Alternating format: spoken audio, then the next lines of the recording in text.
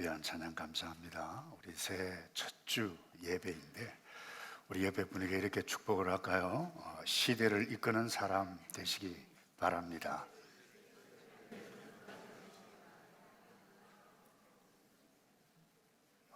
내 팔자에 내 시대를 이끈다. 그 말도 안 되는 소리다. 이렇게 생각하시면 안 됩니다. 우리 송구영신 예배 때 하나님께서 주시는 복을 받는 삶을 선택하려면 긍정적인 언행 대단히 중요하다라고 하는 것을 말씀을 나누었는데, 여러분 생각이 중요합니다. 2024년 이 한 해 하나님께서 나에게 주셨는데, 나의 현실, 나의 이 시대를 이끌어가는 사람이 되겠다 결심하면 결심대로 되는 줄로 믿습니다. 한 젊은이 카톡 자기 그 프로파일 이름이 델롬 이렇게 되더라고요. 근데 실제로 조금 있다 보니까 그 이름대로 이 세계적인 IT 기업에 들어가더라고요. 근데 한 집사님 만났어요. 자기 아들 이름을 그 카톡 이름에 뭐라고 했는가 하면 크게 될 우리 아들 이렇게 되더라고요. 딸이 있거든요. 그 딸은 뭐라고 지었습니까? 그러니까 기쁨을 주는 딸. 그래서 자기 자녀들을 메시지가 뜨면 얼른 받는다고 그래요. 그런데 어떤 한 분의 그 카톡 이름을 Angry Man 이렇게 했더라고요. 마음이 참 안타까웠어요. 그 삶도 안타깝게 살아가고 있어서 더 안타까운데, 집에서 가족들에게 화를 냅니다. 직장 가서 화를 냅니다. 내 인생 왜 이렇게 되었을까? 오죽하면 angry man이라고 그렇게 이름을 지었을까요? 여러분 그렇게 화를 한번 내어 보십시오. 시대를 이끄는, 현실을 이끌어가는 사람이 아니라 모든 사람들이 슬슬 다 피해갈 것입니다. 주변에 사람이 모이지 않습니다. 베드로는 예수 믿는 저와 여러분을 향해서 너희는 택하신 족속 그리고 왕 같은 제사장이다, 선명하게 우리의 정체성에 대해서 말씀해 주셨는데, 무슨 이야기입니까? 이 시대, 내가 살고 있는 이 시대, 이 세상 가운데 왕 같은 제사장, 리더입니다. 시대를 이끌어가는 존재로 살아가야 하는 정체성에 대해서 선명하게 말씀을 냈습니다. 가정주부든 자녀 학생이든 은퇴를 했든 은퇴를 앞두고 있는 사람이든 상관없습니다. 지위, 신분에 관계없이 내가 왕 같은 제사장이다라고 하는 이 신분을 인식하며 살아가는 성도, 우리의 삶이 새롭게 피어나고 삶을 일으켜갈 수 있을 것입니다. 리더십의 대가인 이 존 맥스웰이라고 하는 분은 다윗에 대해서 이렇게 이야기해서, 주변 모든 사람이 다윗의 잠재력을 모두 부인했지만은 그는 인간 관계의 한계, 지도력의 한계, 능력의 한계를 뛰어넘은 사람이다, 그렇게 했어요. 깡촌에서 살았습니다. 베들레헴 목동이었어요. 아버지 양을 치고 있었습니다. 그런데 어느 순간 사람들에게 알려집니다. 형들 틈바구니에서 제대로 기도 펴지 못했던 그가 그의 시대를 뿐만 아니라 오고 오는 성도들에게 귀한 영향력을 주고 있는 사람으로 살아가게 되어졌던 그 이유를 우리는 이 첫 주 이 사건 모르는 사람이 거의 잘 없어요. 예수 믿지 않는 사람도 다 알아요. 무엇을 배워만 합니까? 첫 번째, 현재 내 앞에 직면한 문제를 회피하지 않는다. 이것 배워야 돼요. 여러분, 사람들은 어려운 문제, 어려운 현실을 딱 만나면 피하기 원합니다.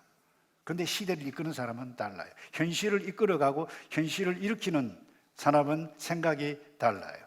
여러분, 다윗이 언제부터 사람들에게 알려지기 시작을 했죠? 오늘 이 사건입니다. 이스라엘 모든 사람들, 왕부터 말단 장병까지 골리앗과 맞서 싸우지 않는 그 상황에서 자기가 나와서 싸웠던 이 사건 때문이었어요. 여러분, 개인이든 나라든 이 위기를 만나면 피하고 싶습니다. 왠가 하면 무섭기 때문에, 두렵기 때문에, 또 책임감이 너무나도 많기, 특별히 1대1로 붙자고 하는데 지면 나라가 넘어가는데 그 스트레스가 얼마나 많겠어요. 두려움과 막중한 책임 때문에 스트레스를 받아서 그 상황 피하고 싶습니다. 이스라엘 군인들, 사울 왕도 마찬가지였습니다. 한숨만 쉬고 있었습니다. 그런데 이와 같은 상황에 아빠 전쟁터에 전쟁 치르고 있는 형님들 면회 음식 갖다 주러 갔는데 상황을 딱 보니까 기가 막혔어요. 그래서 결국 과정이 있습니다만은 오늘 32절에 보면 사울 왕에게까지 갑니다. 자, 깡촌 목동 소년 다윗이 한 말 보세요. 다윗이 사울에게 말했습니다. 저 블레셋 사람 때문에 우리의 기가 죽어서는 안 됩니다. 영어에 보면 heart 되어 있어요. 마음을 잃어서는 안 된다. 용기를 잃어서는 안 된다. 사기를 잃어서는 안 된다. 왕의 종인 제가 나가서 그와 싸우겠습니다. 이 말 딱 들었을 때 어른 여러분 어떻게 생각하시겠어요? 얼마나 부끄럽겠어요. 누가 해야 할 말입니까? 어른이 애기한테 해야 할 말입니다. 목동 깡촌 목동이 해야 할 말이 아니에요. 그래 고맙다. 힘을 얻어 자기가 나가야 할 판입니다. 보통 사람 같으면, 보통 아이 같으면 이 상황 딱 보고 와 저건 내 일이 아니다. 형님들 딱 만나고 형님 수고 많습니다. 바이바이. 그렇게 가야 할 상황입니다. 여러분 이것처럼 거의 모든 사람, 대부분 사람은 어떤 문제, 크고 작은 일을 만나게 되어질 때에 피하고 싶어 합니다. 사실 이와 같은 심리를 가지고 살아가다 보면 어떤 문제가 눈에 보이지 않습니다. 무엇을 이끌어가고 리더십을 발휘할 상황인데도 보이지가 않아요. 예를 들면 자가도 그래요. 길 가는데 복도에 휴지가 떨어졌는데 아이고 누가 죽겠지. 휴지가 눈에 들어오지 않습니다. 근데 휴지가 눈에 들어오고 죽는 사람은 그 현실을 이끌어가는 사람이에요. 자기 할 일이 보입니다. 여러분 크든 작든 엄청난 어려움, 엄청난 위기라고 직면했을 때 지위가 신분이 움직이는 것은 아닙니다. 이런 사도 바울이 로마로 끌려갈 때 배를 탔습니다. 유라굴라라고 하는 광풍을 만났습니다. 모든 사람들이 죽었다 끝났다 라고 했을 그때에 선장도 벌벌벌 떨었습니다. 군인들 그 선원들이 다 도망가려고 했을 때 이러면 안 됩니다. 누가 했습니까? 죄수입니다. 신분이, 그 위치가 그 어떤 상황을 이끌어가고 시대를 이끌어가고 리더십을 발휘해가는 것은 아니라는 거예요. 자 보세요. 다시 좀 여러분 아십니다만 이 다윗은 아버지 심부름하기 위해서 전쟁터 갔지 골리앗 싸우기 위해서 간 것이 아닙니다. 싸울 준비 하나도 되지 않았습니다. 골리앗이 자기의 상대라고 꿈에도 생각해보지 않았다는 거 계획된 것이 아닙니다. 그런데 눈에 딱 보니까 할 일이 눈에 들어왔어요. 자기가 책임져야 할 부분이 있기 때문에. 여러분 새해가 되었다고 해서 여러분의 크고 작은 문제가 사라지는 것 아닙니다. 컴퓨터 리셋 딱 하면 완전히 모든 것이 깨끗하게 딱 돌아가는 것이 아닙니다. 우리는 인생이에요. 어제의 문제가 없어지는 것이 아닙니다. 문제는 여전히 존재합니다. 우리의 현실 시대마다 우리를 두렵게 하는 문제는 항상 존재합니다. 그것만 생각하면 답답해요. 감당하기 어려워요. 여러분 저와 여러분의 앞에 있는 당신의 골리앗은 무엇입니까? 그것만 생각하면 기가 죽어요. 배우자 문제인가요? 자녀 문제인가요? 일터에서 일어난 그 문제인가요? 그 문제만 생각하면 답답하고 힘이 없어요. 결혼 문제입니까? 나의 장래 문제입니까? 여러분 피하지 마십시오. 자, 사도 베드로 정체를 우리의 주는 정체를 이야기했습니다만 내가 택하신 족속이다. 왕 같은 제사장이다. 이런 관점으로 나갈 때에 다시 말해서 정면 도입할 때에 전혀 예상치 못한 일들이 일어납니다. 아마 사울이 깜짝 놀랐을 겁니다. 골리앗이 쓰러지라고 꿈에도 생각하지 못했을 거예요. 그런데 뭐예요? 이상한 일이 일어나고 말았어요. 여러분, 어제 성도 목동 다윗, 거룩한 백성, 왕 같은 제사장이라 인식했던 다윗이었기 때문에 나섰던 것입니다. 여러분이 알다시피 이 일 때문에 백성들에게, 사람들이 저 꼬마 누구야? 데려와. 사실 전에 이 사울 왕은 다윗이 수금 치는 것을 켜고 우울증 일어나고 정신 나갔던 돌아가는 알았던 사람들, 사울이 이 다윗에게 관심이 없었어요. 몰랐어요, 누군가. 근데 이 일 때문에 다시 불렀어요. 누구냐? 얼마 지나지 않아서 군대 장관으로 임명받습니다.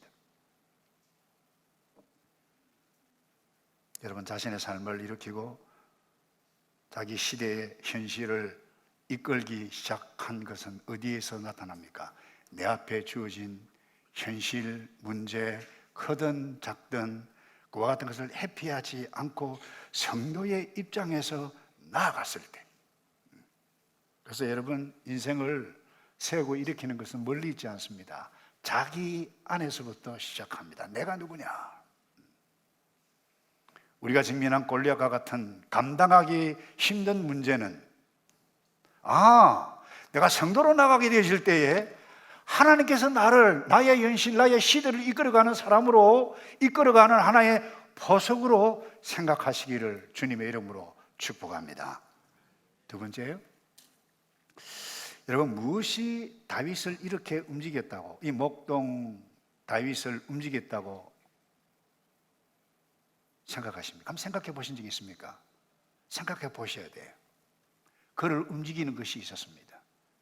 그래서 일반 사회학적으로 이 학계에서는 사람을 움직이는, 개인마다 움직이는 것이 있는데 그것이 뭐냐? value라고 그래요.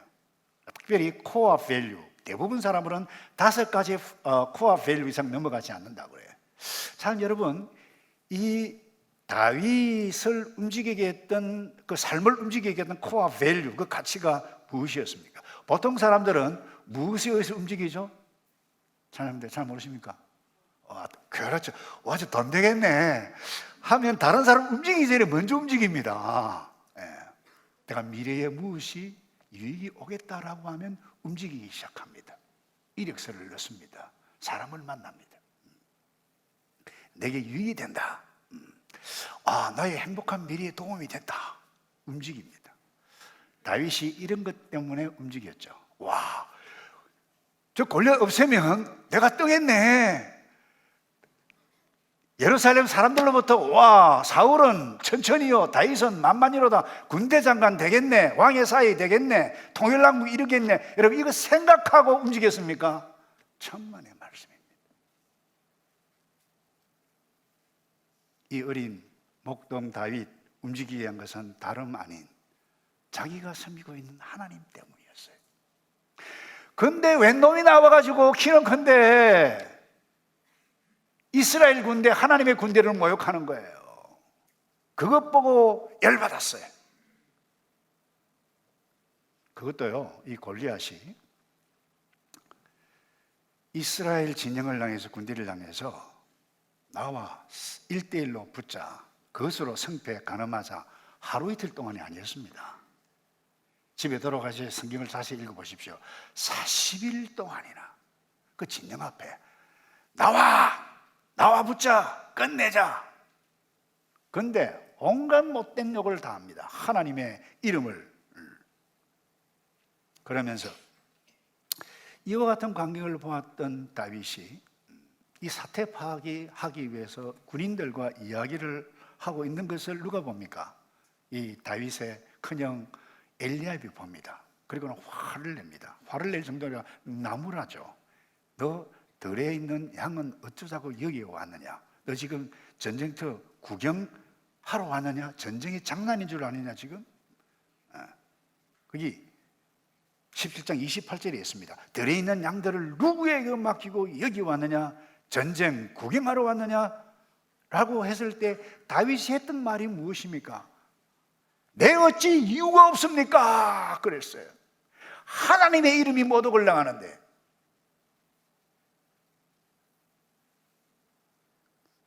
그리고는 어떻게 해서 사울 왕 앞에까지 갑니다. 그 왕이 보고 정말 아니었어요. 목동이었어요. 어렸어요. 그 한마디 합니다. 33절입니다. 오늘 본문에도 읽었죠. 내가 어떻게 저 블레셋 사람과 싸울 수 있단 말이냐? 너는 아직 어리지 않느냐? 저 사람은 어릴 적부터, 저 골리앗은 어릴 적부터 싸움터에서 단련해온 전사다, 전사. 이렇게 말할 그때도 다윗이 뭐라고 얘기했습니까? 36절 하반절에 보세요. 살아계신 하나님의 군대를 모욕한 사람을 어찌 그냥 내버려 둘 수 있단 말입니까?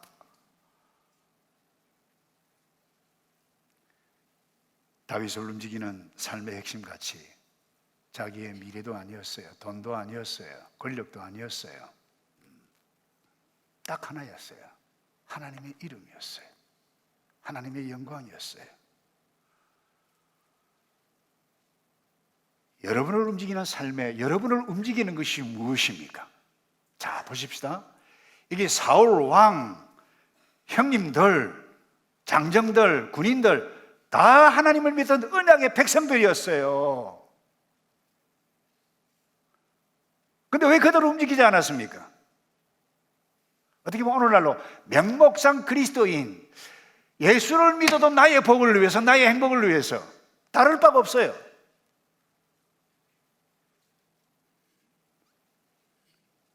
여러분, 우리에게 돈, 권력, 지위 다 필요함. 이거 없으면 이 땅에서 살아갈 수 없습니다. 그것 위해서 우리는 최선을 다해서 노력을 하고 바른 방법으로 돈을 얻어야만 할 것입니다. 그런데 이것을 얻기 위해서 최선을 다해서 성실하게 일을 하고 조직현실에 책임을 다해야 하는데, 그럼에도 불구하고 이 모든 것을 돈이든 권력이든 지위든 집이든 무엇이든 다 얻기 위한 목적이 있습니다. 하나님의 이름, 하나님의 영광. 우리 자녀들을 잘 들으세요.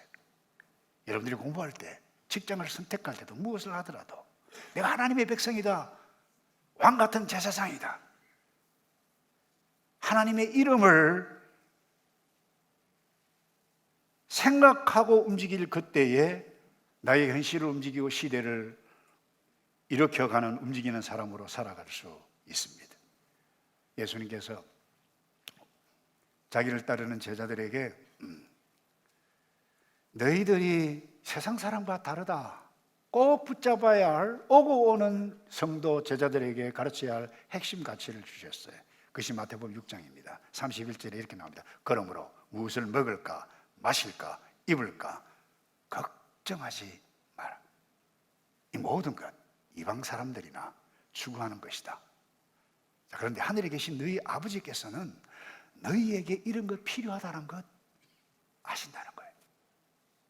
그리고 33절 우리 다 같이 할까요? 시작. 오직 너희는 먼저 그 나라와 그의 의를 구하라. 그러면 이 모든 것도 너희에게 더해 주실 것이다. 아멘. 여러분, 이것이어야만 합니다. 요즘 젊은이들 가운데 그들을 저는 비판하기 위해서 이와 같은 말을 하는 것을 압니다. 연봉이 그들을 움직이지 않습니까? 와, 연봉 얼마 주냐? 네. 뉴질랜드 정부도 문제입니다만 호주 멜번 가니까 그런 분위기를 느낄 수 있더라고요. 연봉을 많이 주니까 막 가잖아요. 그 상식입니다. 가세요. 가야 됩니다. 근데 그 직장이 어떤 직장인가? 내가 왜 가지? 그곳에 가면 내가 하나님의 백성인데 신앙생활 제대로 할 수 있을까? 그 위해서 내가 하나님의 뜻을 펼쳐가야지. 할렐루야입니다. 그러면. 근데 돈만 보고 간다, 좀 생각해 보셔야 돼요.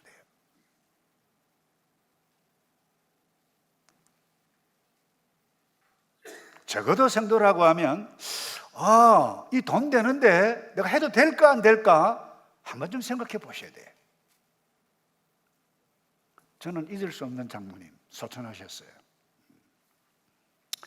이 건물을 이렇게 사기 위해서 위원회가 모였는데 이제 사야 돼요. 얼마 살까? 이걸 뭐라 그럽니까? 오퍼라 그러나요? 오퍼를 해야 되는데 예. 모인사 할 수 있으면 가격은 어떻게 하는 것이 좋은 거죠? 싸게 사는 거잖아요.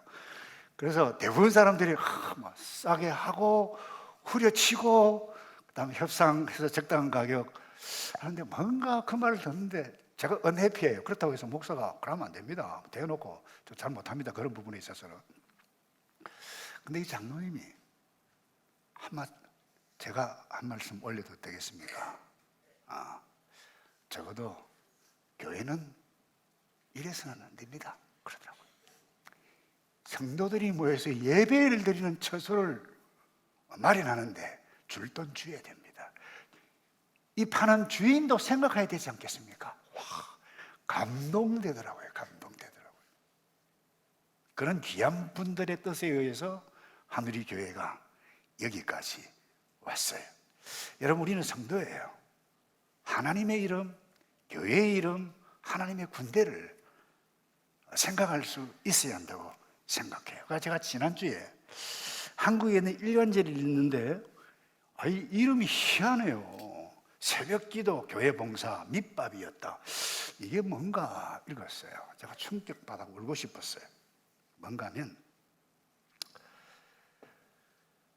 이분이 새벽기도 꼬박꼬박 나가고 두 손 들고 기도하고 봉사하고 이렇게 했는데 이거 투자하면 돈 된다. 이 성도 저 사람 막 돈을 모아가지고 튀다가 걸렸다는 거예요. 그런 목적으로 저는 했다고 생각하지 않습니다. 근데 기자가 그렇게 적었어요.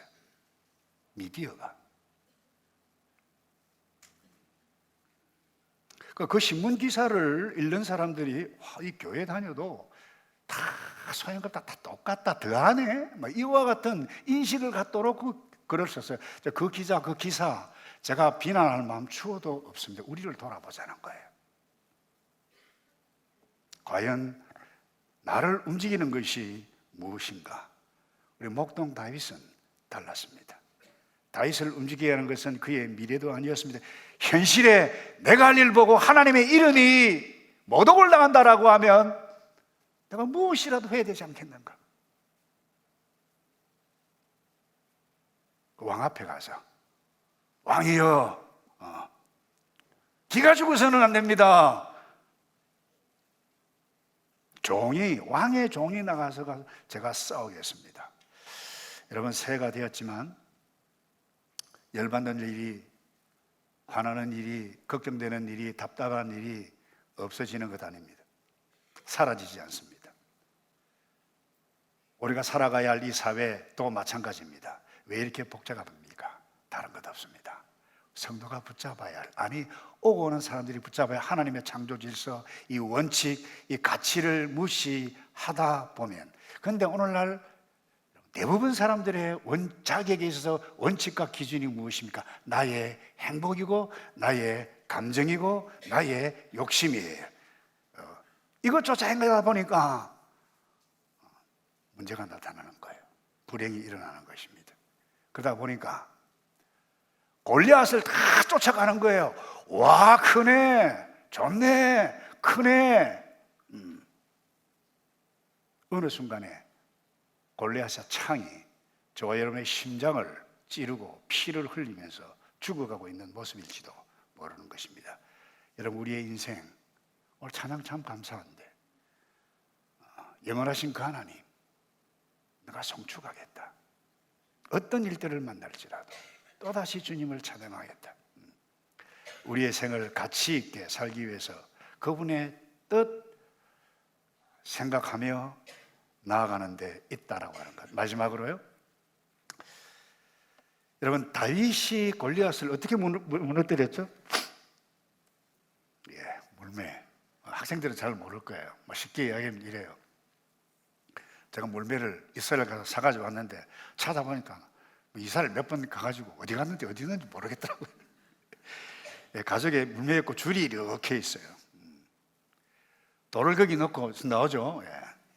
이렇게 돌리면 이 원심력이 장난이 아닙니다. 그리고 탁 던지면 힘이 한 맞으면 어린아이는 척사할 수 있습니다. 이용하여 날렸습니다. 골리앗 머리를 정확하게 맞춥니다. 쓰러진 골리앗에게 달려가서 칼을 빼고 목을 베어버립니다. 여러분, 하나님을 믿는 사람 틀에 박힌 방식 고집하지 않습니다. 사울 군인은 전쟁 치려면 갑옷 쓰고 군복 입고 칼 창 들고 나가야 된다. 그거 입혔어요. 뭡니까? 사이즈가 맞습니까? 안 맞죠.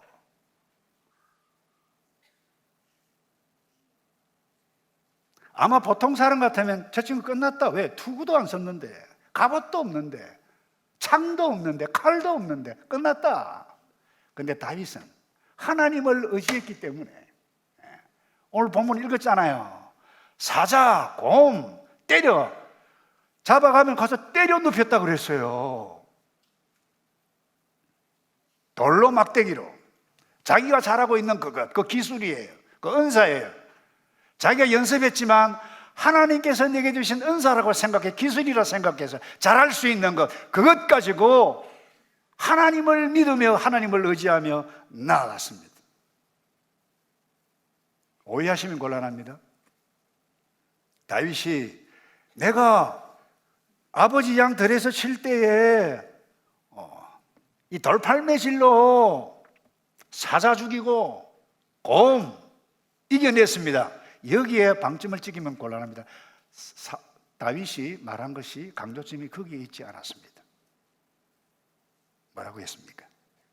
37절 마지막 줄 보십시다. 35절에 보면 제게 달려들면 털을 움켜잡고 때려 죽였습니다. 그렇게 사자도 죽이고 곰도 죽였습니다. 잘해받지 못한 사람들도 그 짐승들 가운데 하나처럼 될 것입니다. 살아계신 하나님의 군대를 모욕한 사람을 어찌 그냥 내버려둘 수 있단 말입니까? 그 다음에 31절요. 사자의 발톱, 곰의 발톱에서 저를 구해주신 누구요? 여호와 하나님. 그분이 나를 구해 주실 것이다. 사랑하는 성도 여러분, 2024년 새해 맞아도 사자, 발톱, 곰의 발톱과 같은 어려운 상황 여전히 존재해 갈 것입니다. 그때 하나님을 의지해 가고 현실에 처해 있는 그 문제, 내가 성도이고 택하신 족속이요 왕 같은 제사장으로 믿고 내가 잘하고 있는 기술, 이 실력, 위치 때문에, 돈 때문에 아니라 하나님께서 구해 주실 것을 믿고 나아갈 때 하나님께서 저와 여러분을 통해서 일하실 것을 보시는 이 한 해 되기를 주님의 이름으로 축복합니다. 같이 기도하겠습니다.